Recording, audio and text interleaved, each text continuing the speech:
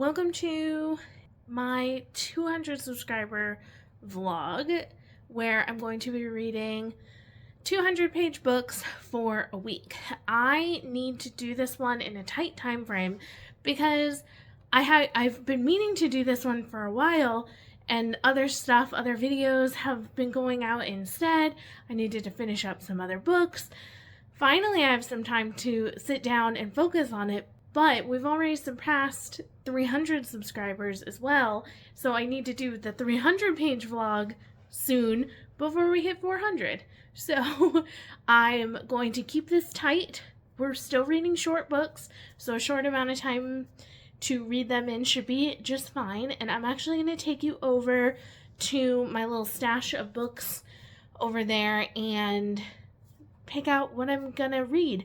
I am still working on a book for another vlog that I'm taking with me because I'm puppy sitting for like 5 hours for my sister and her fiance tonight. But the book I'm reading is a horror book, and I don't know if it's gonna freak me out to read it over there at night by myself. So I thought I'd bring another book just in case, so we'll pick out what we're gonna start with. Let's go over there. Okay, so this is my windowsill. I keep all my books downstairs, but I have just like a lot of my summer TBR books that I'm interested in, books for different vlogs, sequels, books I want to start. But over here is the 200 pages. So all of these are 200 pages, and these two, this just splits up. These are not 200 pages. I would like to focus on owned books. So this is the only library book. This one's just wrapped in plastic. This is the library book, so I'm going to leave this one for last, I think. And then I just read and DNF'd a short story collection, so I'm not feeling like I really want to go into short stories again because I wasn't enjoying them. So I think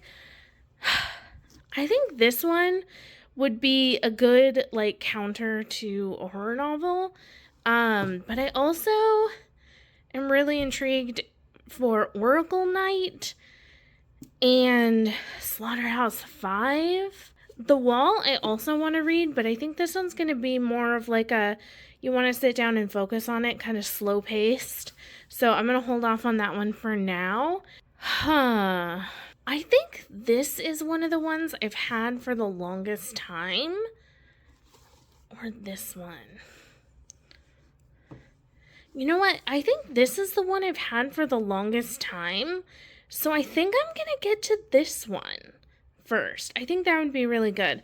Also, Molly Gloss is one of the authors I'm trying to read all her backlist for. So that would also hit some other goals. So I think I'm going to go with this one. Okay, we're going to go with Dazzle of Day by Molly Gloss. This comes in at 253 pages. This book has the best, like, blurb or tagline that I've ever heard. This is about a first contact alien story that has to do with Quakers meeting aliens for the first time. Quakers are like a denomination of Christianity. So it's about these Quakers that they've lived their whole lives traveling on a ship to a new planet, and when they get to the new planet, they are greeting and meeting the people that already live there and interacting with them. And I just think that sounds so fun, and I've almost been putting this one off because I think I'm gonna love it. It's like a 5-star prediction, so I hope I love it as much as I'm expecting to. And I've been using my Medieval Wonderthon bookmark because I miss Wonderthon. So I've been using that for my past few books. Oh my gosh, I just realized something. Okay, here's the spine. This book was printed upside down. I was like, oh, what? Because, yeah, here's the title page. This is upside down. That's fun. I kind of love it when that happens. Some of these, like, misprints get really valuable because they're, like, so rare. If the book becomes, like, valued for any reason, misprints of them can be worth a lot of money. Oh my gosh, that's very funny. I had no idea. Hi. I just ate lunch and I'm trying to do that thing where you walk for 10 minutes after you eat. It's supposed to help you digest better. So you're going to get an update from me while I'm walking, and hopefully I don't make you nauseous because I am pacing back and forth.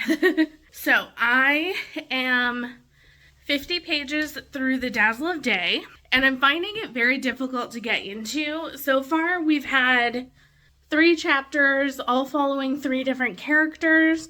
We are not yet on the planet. We started with people on Earth, and then people on the ship going to the new planet, and now we're kind of continuing on from there, and we're talking to the son of the mother that we followed her in the first official chapter. The one on Earth was kind of like a prologue. So I'm enjoying the writing as always because I really enjoy Molly Gloss's writing. I think she's a really good writer. Look at this hair.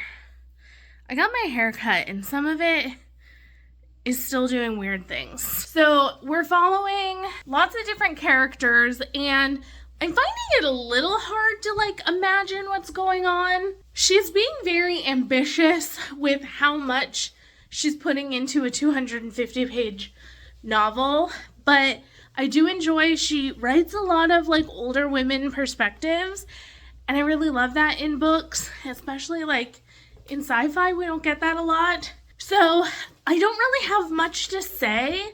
We're just getting a little bit of characters and a little bit of the reason why they're having to leave to go to another planet is basically because the Earth has been poisoned so much. Water is poisoned, plants are poisoned and dying, and there's not a lot of usable resources that they have that they can use. So I just wanted to give you that quick update on where we're at, and I'll give you another one maybe when I'm closer to halfway.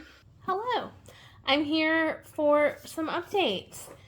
First one is a disappointing one because I'm DNFing The Dazzle of Day. I will hold up the dust jacket for you. So Molly Gloss is an author.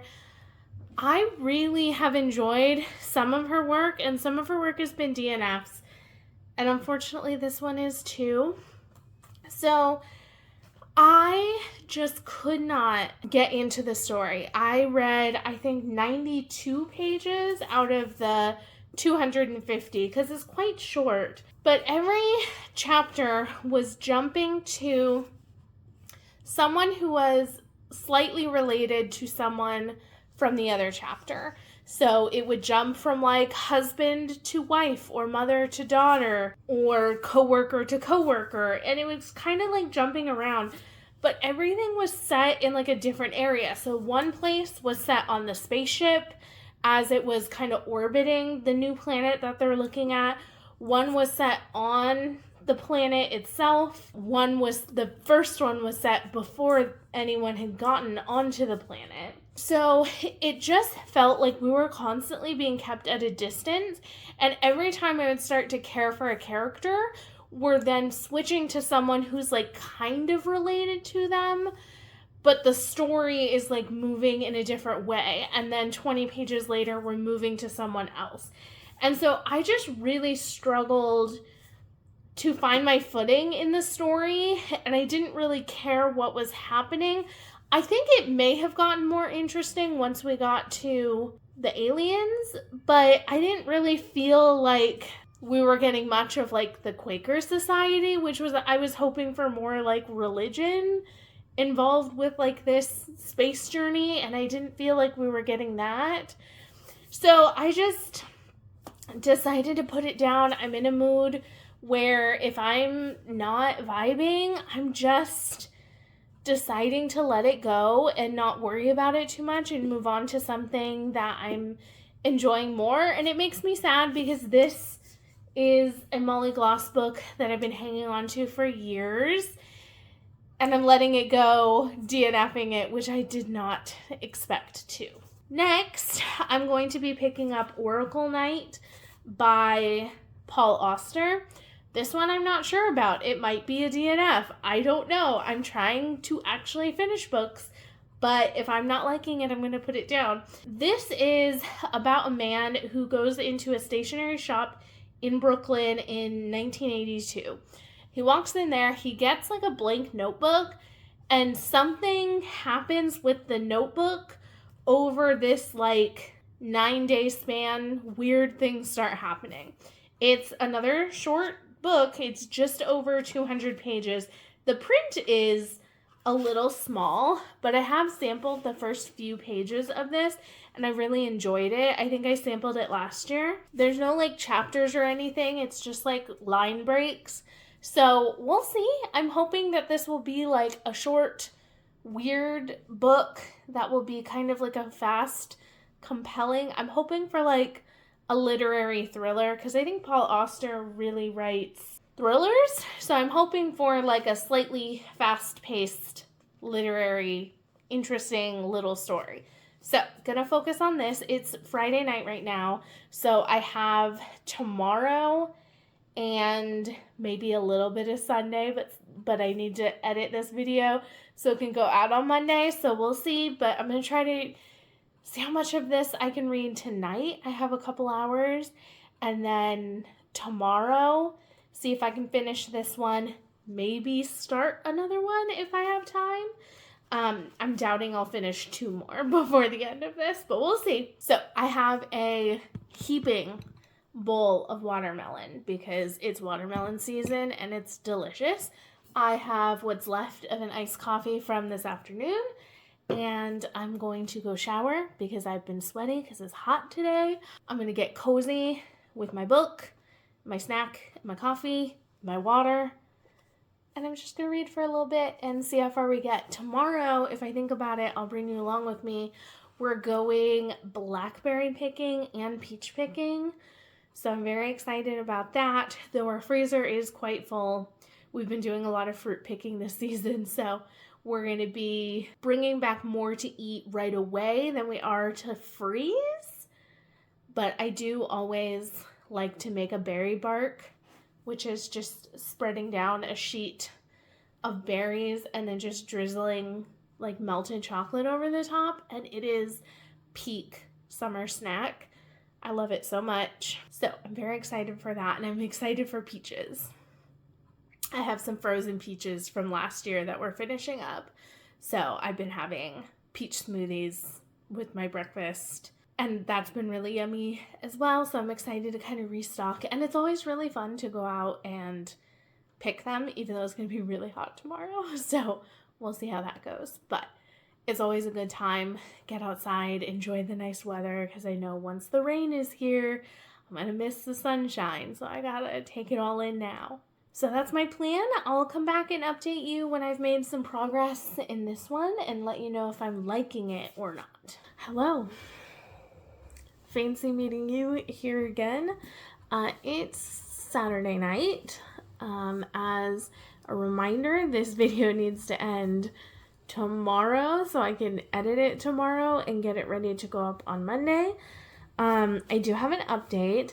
Last night I did not read very much. I let myself get distracted and I only read like 15 pages and I was kind of bored by it. I pushed myself to get to page like 36 in this, and I'm gonna put it down. I am just not a fan of how rambling this story is in a very boring way. 36 pages, I feel like with how small the print is a pretty good chunk of this to know I'm not gonna like it. It kind of starts with this guy finding the notebook, and instead of it being like a thriller thing, he's like a writer who is kind of finding himself sucked into like writing things down on the notebook. And so he like starts writing and he writes for like hours and hours and hours. And there's like a weird thing where his wife is like, oh, I knocked on your door and you didn't answer. And I thought I looked inside and you weren't there, when he was like, no, I was writing at my desk the whole time. So I think there may be something like magical or mystical, mysterious going on there, but everything else was really boring. And I did not want to go through it.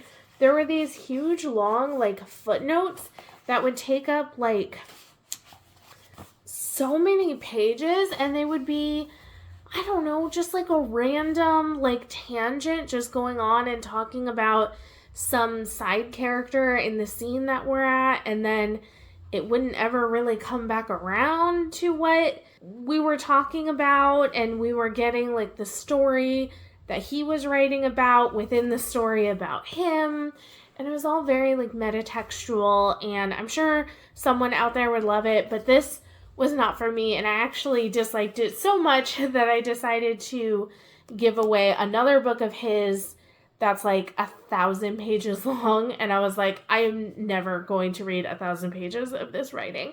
It's just not for me.